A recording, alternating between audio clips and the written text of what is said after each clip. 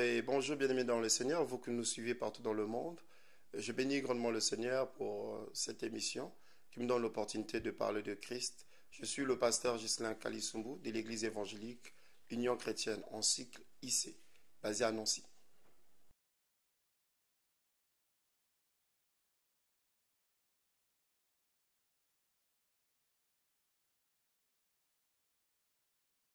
Exactement. Le Seigneur me donne cette opportunité de parler à certains frères et sœurs qui ont été touchés, je dirais même déstabilisés, certains ont abandonné la foi à cause de ce qu'ils ont écouté à travers les médias. Il y a eu des messages, des propagandes qui ont déstabilisé leur foi. Beaucoup de gens ont pris du recul aujourd'hui pour servir le Seigneur, simplement parce que le message a été mal diffusé. Donc c'est pour ça que je viens sur ce plateau pour parler un peu de la part du Seigneur. J'espère avec conviction que beaucoup de gens seront restaurés par la grâce de Dieu.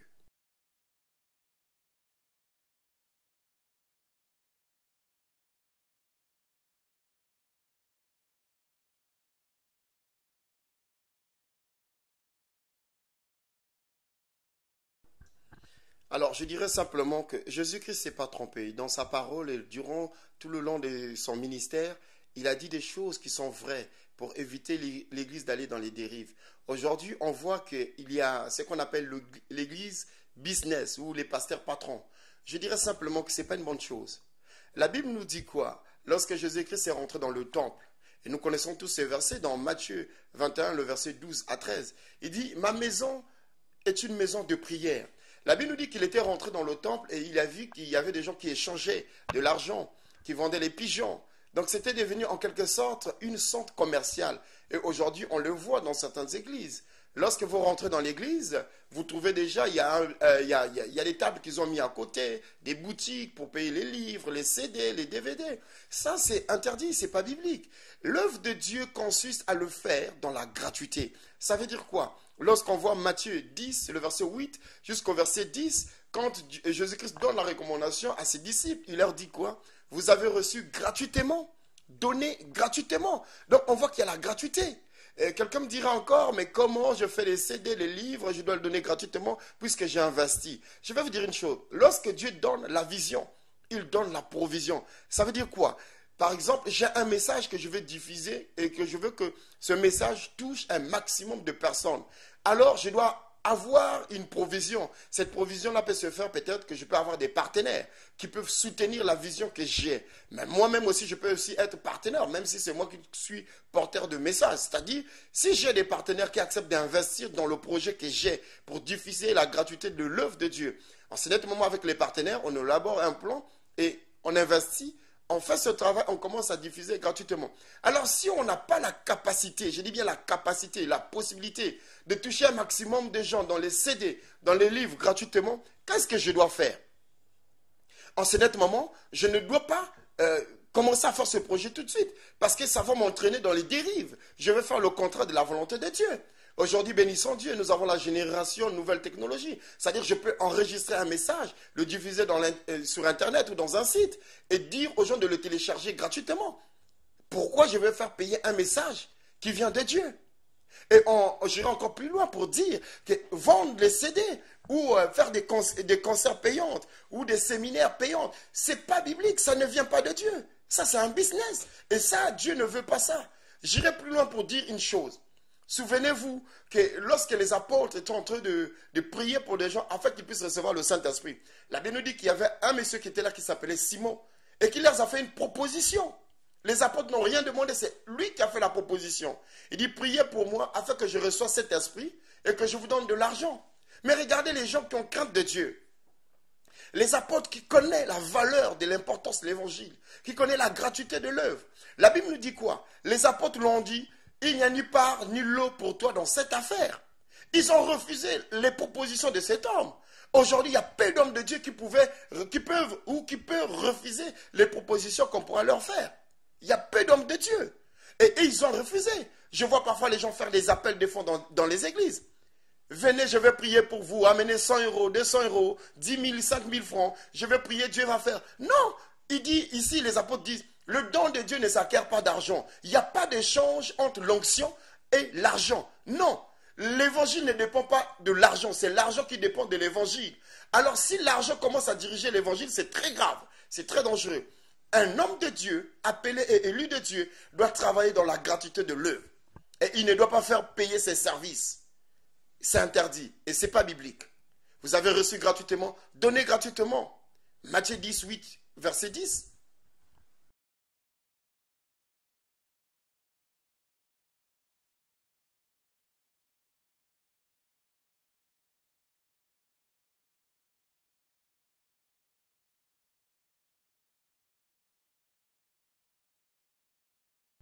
Alors, lorsque je parle de partenaires, on voit que Jésus-Christ dit à ses disciples, il dit, lorsque vous rentrez dans une maison, si on vous reçoit, on vous donne de l'eau à boire, à manger, et ces gens-là aussi seront bénis en qualité de prophètes. Donc, lorsque je parle des partenaires, je parle purement des gens qui aiment le Seigneur, qui ont compris la valeur de la gratuité de l'œuvre, et qui peuvent soutenir, qui peuvent donner. Je ne fais pas appel à des voix qui ne sont pas de Dieu, ou à des gens qui ne sont pas vraiment dans le chemin de Dieu, pour venir me soutenir. Non, je fais appel à des hommes et des femmes qui ont compris la valeur, l'importance de la gratuité de l'œuvre de Dieu et qui peuvent soutenir. Et j'irai encore plus loin pour ajouter une chose. Et vous voyez par exemple ceux qui vendent des livres, des CD, mais dans leur site, vous avez tous remarqué, ils font appel aux dons. Mais c'est dommage. Je pense que sur ce genre de situation, on ne devait même pas les soutenir. Parce que, écoutez, lorsqu'on fait un don, on fait un don parce qu'on sait que l'objectif du don, c'est de demeurer dans la gratuité. C'est-à-dire, vous me faites un don pour soutenir l'œuvre que je suis en train de faire. Mais moi, en retour de l'œuvre que je fais, je ne dois pas amasser de l'argent. C'est-à-dire, je ne dois pas vendre ce que je suis en train de transmettre aux autres parce que j'ai fait l'appel aux dons. Quand je commence à vendre, les gens me soutiennent et moi, derrière, je fais un commerce. Je vends ce que je suis en train de produire. Quelque part, il n'y a que moi qui suis bénéficiaire de cela. Et ceux qui me soutiennent, en retour, ils ont quoi? Ils n'ont rien. Or, si quelqu'un fait un don, parce qu'il croit à l'œuvre de la gratuité, il voit que je soutiens, je deviens un sacrificateur par rapport à cette œuvre. C'est-à-dire, c'est pour ça que Jésus-Christ dit qu'il fait de nous un royaume de sacrificateurs. Ça veut dire quoi? Ça veut dire qu'il faut qu'il y ait des gens à la source qui se sacrifient pour les autres. Quand les gens se sacrifient pour donner leur argent, leur temps, leurs moyens, ça veut dire que moi, je dois faire cela aussi gratuitement pour gagner des vies. Le but, c'est quoi? C'est que les gens écoutent les messages, qu'ils soient touchés et qu'ils soient transformés pour servir le Christ. Je dirais formellement. Formellement. Parce que lorsque vous participez à ces choses, vous encouragez. C'est une forme d'encouragement. Lorsque tu contribues financièrement pour aller voir ces choses, oui, quelque part, tu encourages. Tu encourages. Alors, c'est ta façon à toi de contribuer dans cette œuvre, qui n'est pas de Dieu. Puisque Dieu dit, vous avez reçu gratuitement, donnez gratuitement. Aujourd'hui, pour avoir un frère qui chante ou que Dieu a fait grâce, a donné la grâce de chanter, pour venir chanter dans une église, il faut le payer. Nous, on est dans quel monde? Viens chanter pour Dieu. Écoutez-moi, frères et sœurs. Quand tu fais l'œuvre de Dieu dans la gratuité, Dieu touche les gens pour te bénir. Et ça, j'en suis convaincu parce que moi-même, dans ma vie, je vois ce que Dieu fait. Je fais tout gratuitement et je vois comment Dieu touche les hommes et les femmes pour me bénir. Sans que je demande un centime, les gens me bénissent. Mais pourquoi? Parce qu'ils voient l'œuvre de Dieu, ils voient le sérieux dans le travail de Dieu. Tout simplement. Quand on t'invite d'aller prêcher dans une église, va faire l'œuvre de Dieu si tu es disponible. Ne demande pas qu'on puisse te payer. Il y a des hommes de Dieu qui demandent des cachets. Je vais venir dans ton église, tu me payes tant, tu me fais tant, tu me fais tant. Non, va d'abord faire la gratuité de l'œuvre. Et si tu es de Dieu, Dieu touchera certainement les gens dans cette église pour te bénir. Je vais faire un témoignage. J'étais dans un pays d'Afrique, je vais éteindre le nom. Et j'arrive dans cette église, l'homme de Dieu me dit, bon, comme tu es venu prêcher dans notre église, on te donne l'espace, tu prêches et puis tu fais l'appel de fonds. Si tu as 2 millions, 3 millions, tu prends pour toi. Je lui ai regardé, je lui ai dit non, je ne travaille pas pour l'argent. Je travaille dans la gratuité. Oui, mais vous venez de la France et tout. J'ai dit oui. Dieu a permis que je puisse me déplacer de la France jusqu'à ce pays. Donc, c'est que je veux faire. Le reste, il n'y a que le Seigneur qui fera. Je parle de Dieu dans la gratuité. J'annonce l'œuvre de Dieu dans la gratuité. C'est quoi l'appel de fonds? Si on n'a pas compris c'est quoi le ministère de l'œuvre de Dieu, il faudrait qu'on change de métier. Appel de fonds. J'aurais souhaité que les pasteurs qui font des appels de fonds puissent devenir des traders pour négocier les marchés. Parce que quand tu dis, viens, je vais prier pour toi, donne 100 euros, donne 200 euros, Dieu va te bénir. Le don de Dieu ne s'acquiert pas d'argent, bien-aimé dans le Seigneur. Nous devons travailler dans la gratuité. Et les personnes qui contribuent à ces choses, ils encouragent l'avancement de ces choses. Les conférences et les séminaires ou les concerts payantes, n'allez pas. Je dis, n'allez pas parce que ça ne vient pas de Dieu. Et ça, c'est le business pour enrichir la vie et leur projet à eux. Dieu n'est pas dedans.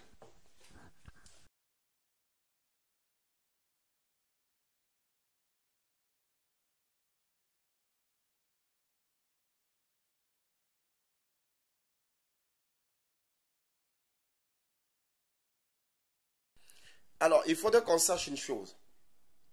Dénoncer, comme j'ai dit tout à l'heure, les ventes des CD, des livres, c'est pas mauvais. Mais lorsqu'on commence à calomnier des personnes, ça ne vient pas de Dieu. Nous nous sommes appelés à annoncer la vérité de Dieu. Et nous ne sommes pas appelés à calomnier les gens, à insulter les gens. Non, ce n'est pas ça notre mission. Et je dirais, vraiment, je suis désolé de voir qu'il y a des émissions qui sont là pour insulter les hommes de Dieu. Ou critiquer, condamner les hommes de Dieu. C'est dangereux. La Bible dit, qui es-tu pour juger mon serviteur? Il y a des hommes de Dieu qui font la volonté et le travail de Dieu. Mais aujourd'hui, ils sont tombés dans le péché. Ça peut arriver à tout le monde. Puisque la Bible dit, mon serviteur tombera 7 fois. Et l'Éternel le relèvera. Ça ne veut pas dire que Dieu encourage ses serviteurs de tomber. Mais il donne l'alerte, il annonce. Donc pour moi, si un grand homme ou un petit homme ou un moyen homme, comme les gens ont l'habitude de qualifier, mais tout serviteur est un serviteur, j'aimerais aussi souligner cela. Peu importe ton statut, peu importe ton image, si tu tombes et que tu tombes dans le péché, moi en tant que serviteur de Dieu, enfant de Dieu, c'est pas à moi de te critiquer, ni de te condamner, ni de te juger. Non, là, je fais l'œuvre de l'ennemi. Vous savez, le diable, son but, c'est quoi? C'est de calomnier les gens. Alors, il y a des chrétiens aujourd'hui qui font le rôle du diable sans se rendre compte qu'ils sont en train de travailler avec Satan. Parce que quand tu commences à calomnier les hommes de Dieu, ou les serviteurs de Dieu, ou les filles des fils de Dieu, tu calomnies. Et quand tu calomnies, cela ne vient pas de Dieu. Je m'ai simplement dit, que nous dit la Bible lorsque ton frère pêche? Lorsque ton frère dérive? Si tu as une opportunité pour ramener cette personne à la raison, parce que vous savez, quand vous humiliez une personne en plein air, en plein public, ça dit vous encourager au diable de le détruire, de le déstabiliser. Mais j'aimerais simplement dire, qu'est-ce que la Bible nous dit? Dieu savait que ces choses devaient arriver. Donc voilà, dans Matthieu 18, le verset 15, la Bible nous dit, si ton frère a péché, va et reprends-le entre toi et lui. Ça veut dire quoi? Il faut que tu es dans le secret.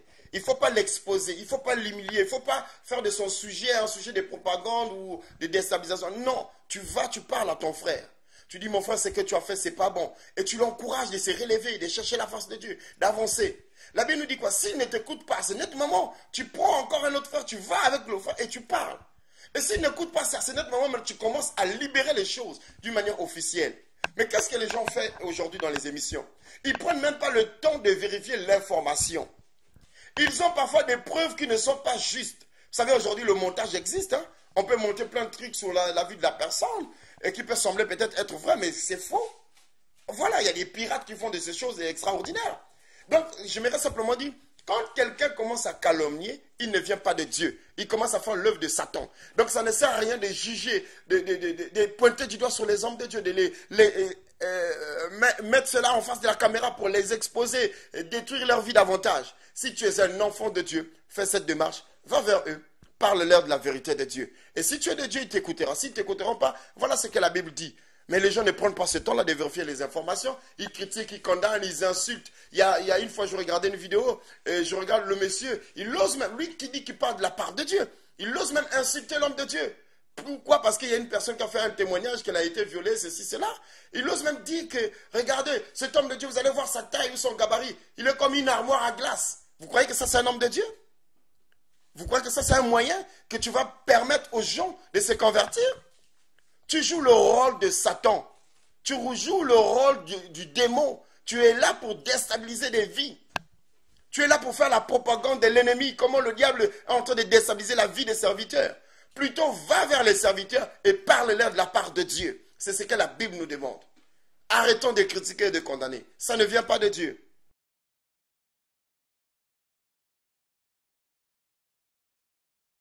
Alors, si vous dites bien la cible, ça veut dire que le diable, c'est sa mission. Tous les jours, il est là pour nous contrôler, pour chercher, voilà, à nous déstabiliser. Mais je vais vous dire une chose. La Bible nous dit, nul ne parfait. Ni moi, ni mes confrères qui prêchent l'évangile, nul ne parfait. On devient parfait lorsque Christ est en nous. Donc ça veut dire quoi? Il peut arriver un jour, quelqu'un peut pécher. Quelqu'un peut commettre une erreur. Ça peut être grave ou moins grave. Ça peut arriver à tout le monde. Moi, je suis prêt à tout. J'ai un principe dans ma vie. Mon seul principe, c'est comme la Bible dit. Reconnais seulement là où tu es tombé. confesse tes péchés, avoue et délaisse, et tu continues à avancer. C'est ça mon principe. Si je suis la cible de quelqu'un pour une situation qui peut-être peut être vraie ou fausse, mais ce qui est important pour moi, c'est de me repentir et d'avancer. M'avancer et à continuer à servir le Seigneur. C'est ça que Christ attend de moi. Et j'aimerais vous dire une chose, je l'ai dit tout à l'heure, que la Bible le dit, mon serviteur tombera 7 fois. Il ne nous encourage pas de tomber. S'il le dit parce qu'il sait qu'il y a des hommes de Dieu qui tomberont un jour. Et quand vous tombez, relevez-vous, cherchez la face de Dieu. C'est ça qu'il faut faire et continuer à avancer. Il n'y a pas de critique qui peut me déstabiliser. Il n'y a pas de choses qui peut me faire écarter sur la voie de Dieu. Qu'est-ce qui peut me séparer de l'amour de Dieu? Personne. Aucune situation ne peut me séparer de l'amour de Dieu. J'ai fait un choix de suivre le Seigneur. Même si c'est difficile, même si c'est compliqué, je continuerai à suivre le Seigneur jusqu'à ce que Jésus-Christ revienne. Est-ce que c'est dans l'objectif d'un homme de Dieu de faire une émission sur ce qui se passe dans le camp de l'ennemi? J'aimerais simplement dire, quand vous voyez les gens qui ont l'initiative, c'est-à-dire les émissions là n'existent pas pour faire la propagande de montrer ce qui se passe dans le camp de l'ennemi. Ces émissions-là ont pour but de déstabiliser les chrétiens, ceux qui ont la foi, ceux qui veulent servir le Seigneur. C'est ça le but de cette émission. Je pense que s'il y avait une émission qui avait le but de déstabiliser l'ennemi, c'est de dénoncer les manières dont que le diable peut utiliser les hommes de Dieu. Pas en dénonçant, en calomniant les hommes de Dieu. Et je veux dire que dans certaines vies, certains serviteurs, peut-être aujourd'hui, qui sont tombés, ce que les gens disent peut être pratiquement vrai ou fausse. Je ne sais pas, j'en sais rien, je ne peux pas dire. Si c'est vrai, il y a une démarche à suivre, dit la Bible. Et je vais aller plus loin. Regardez un peu ça, David. David a tué Uri, son serviteur, pour prendre sa femme. Mais si c'était dans notre génération, qu'est-ce que les gens allaient faire? Personne n'allait croire à ce que David devait dire encore.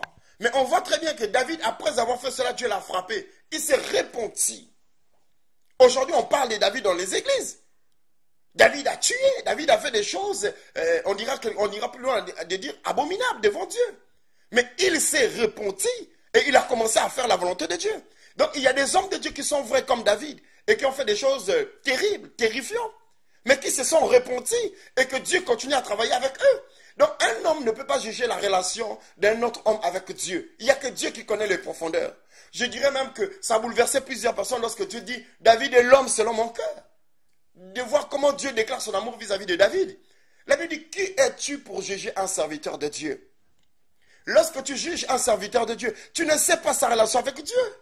Peut-être c'est vrai, il a péché, il s'est repenti, tu ne sais pas. Tu vas continuer à le condamner, à le juger, mais tu es en train de t'égarer toi-même parce que c'est toi que le diable est en train de travailler, de s'infiltrer dans ta vie.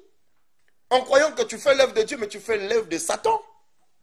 Donc ces émissions, je dirais quelque part, ce sont des émissions sataniques. Voilà, ce n'est pas des émissions de Dieu.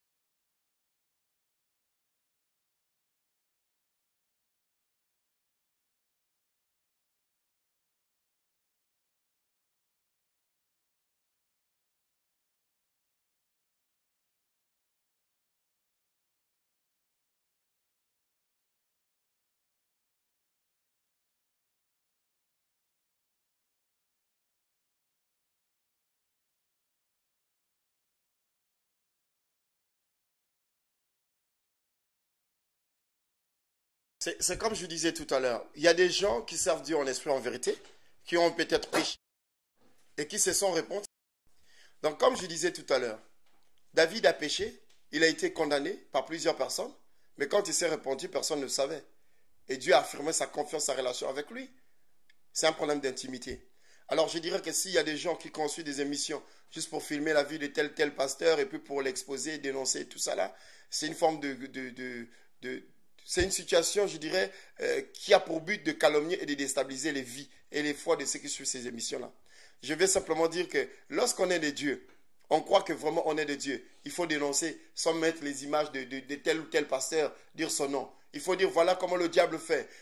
J'appelle à la repentance. Dénoncer certaines méthodes, manières du diable. Quand tu commences à mettre les vidéos, l'image de la personne et tout ça là, pour que tout le monde fasse quoi? Qu'il voie la personne qui est concernée à la situation. Non, ce n'est pas ce qu'il faut faire. Vous savez, vous connaissez l'histoire, nous dit la Bible, de l'ivraie et les blés. La Bible nous dit qu'on a semé de la bonne sémence. Mais il est arrivé à un certain moment, le diable, il est passé derrière, il a apporté sa sémence, qui est l'ivraie. Mais quand les serviteurs ont constaté cela, ils sont partis voir le maître. Est-ce que vous me suivez? Donc, les serviteurs pouvaient prendre l'initiative de dire, bon, quand on voit qu'il y a l'ivraie, on enlève l'ivraie. Non, nous, on est serviteurs de Dieu. Quand on voit qu'il y a l'image du diable, la sémence de l'ennemi qui rentre dans le camp et qui est autour de nous, et qu'est-ce que nous devons faire? Nous devons repartir vers le Père, commencer à plaider, prier, intercéder en faveur de ceux qui sont touchés par ces choses. Et la Bible nous dit quoi? Quand le maître a eu l'information, qu'est-ce qu'il a dit? Il a dit une chose, laissez l'ivraie et le blé grandir ensemble. Il arrivera un temps, lui-même il va demander de couper, de séparer l'ivraie et le blé, prendre l'ivraie et jeter dans la fournaise, et l'ivraie, on prendra le blé plutôt, excusez-moi, le blé, on le mettra dans un grenier, et l'ivraie, on va le jeter dans la fournaise. Donc on voit que c'est Dieu qui décide. C'est Dieu qui connaît faire le choix du bon et du mauvais. Nous, on doit continuer à plaider en faveur de ces hommes de Dieu, ces femmes de Dieu qui sont tombées dans le péché ou qui sont dans les situations qui ne viennent pas de Dieu. C'est ça notre cause à nous, c'est de prier pour les autres. Il dit, vous qui êtes forts, soutenez ceux qui sont faibles. Est-ce que vous croyez, vous me dites que l'émission s'appelle Jésus-Christ TV ou TV? Vous croyez que ça, c'est vraiment une émission de Jésus-Christ TV? Je pense qu'on ne devait pas appeler ça Jésus-Christ TV. On devait appeler ça Satan TV. Parce que le but, c'est de déstabiliser les vies, de calomnier les gens. Donc, c'est Satan TV, ce n'est pas Jésus-Christ TV. Je suis désolé de vous le dire. Parce que celui qui a la chose de Dieu, il plaide en faveur de ses frères. Il ne peut pas aimer son frère en train de sombrer, de mourir, de rentrer dans une situation qui le détruit. Il ne peut pas aimer cela. Il ne peut pas faire de ça un sujet de propagande. Il faut qu'il se lève, il prie. Il devait créer un groupe d'intercession pour prier des hommes de Dieu. Un groupe pour signer une pétition de louer Dieu, de plaider en faveur de toutes ces personnes-là. Vous croyez quand vous les critiquez comme ça, ils vont se repentir? Non. La démarche à suivre, elle est là. Il faut aller vers la personne concernée et parler de la part de Dieu. C'est ce que la Bible nous demande. D'accord. Quel conseil pouvez-vous donner aux fidèles qui ont été touchés ou qui ont rétrogradé suite à l'écoute de ce genre d'émission? Alors, j'aimerais simplement dire aux frères et sœurs, lorsque vous lisez bien la Bible, il n'y a pas une raison que Dieu va accepter lorsque vous vous affaiblissez à cause de ce que vous écoutez. Il n'y a pas une raison que Dieu va accepter. Pourquoi? Parce que la Bible nous dit, maudit soit celui qui se confie en l'homme. Ça veut dire que la foi de chaque chrétien ne doit pas être basée sur son pasteur, doit être basée sur son Dieu. Ça veut dire que si ma foi, elle est entre les mains de Dieu, quand les situations difficiles arrivent, ce n'est pas une surprise pour nous, puisque Christ nous a annoncé ces choses. Quand ces situations difficiles arrivent au milieu de nous, quand ma foi, elle est basée en Jésus, je me lève et je prie. Plutôt, ça m'encourage encore de prier pour mon pasteur, de prier pour les hommes de Dieu, de prier pour les chrétiens. Donc, il n'y a pas de raison favorable que Dieu dira, oui, c'est une excuse, tu étais affaibli parce que tel ou tel pasteur a fait telle chose. Non, ce n'est pas une surprise. Plutôt, remettez votre foi en Jésus-Christ et continuez à le louer, à le chercher en esprit et en vérité. Que tout ce que vous allez vivre, tout ce que vous allez entendre dans les médias ne doit pas déstabiliser votre vie. Parce que ce n'est pas un pasteur qui a donné sa vie pour vous, mais c'est Jésus qui a donné sa vie pour vous. Donc, il n'y a pas de raison de s'affaiblir. La Bible nous dit, qu'est-ce qui peut nous séparer de l'amour de Dieu? Rien. Personne ne pourra. Donc, continuons à aimer le Seigneur et à le suivre. Vraiment que l'Éternel bénisse ICTV avec l'émission L'Évangile d'Impact qui nous a donné l'opportunité de parler de la part de Christ, et que Dieu bénisse aussi nos frères internautes, ceux qui nous supportent dans le monde, et que la grâce et la puissance de Dieu se manifestent encore en vous. Soyez fermes en Jésus, soyez fidèles en Jésus, que rien ne puisse vous déstabiliser, quelles que soient les images, quels que soient les témoignages que vous allez entendre. Le faux va exister, mais le vrai doit primer en tout. Jésus-Christ est vrai, il est véritable. Il est la chose il est le seul Dieu que nous avons voulu suivre, et nous devons continuer à être fidèles. Alors, si nous voulons être infidèles ou déstabilisés, c'est lorsque Jésus-Christ va nous décourager. Il ne pourra jamais nous décevoir. Il est fidèle. Soyez bénis.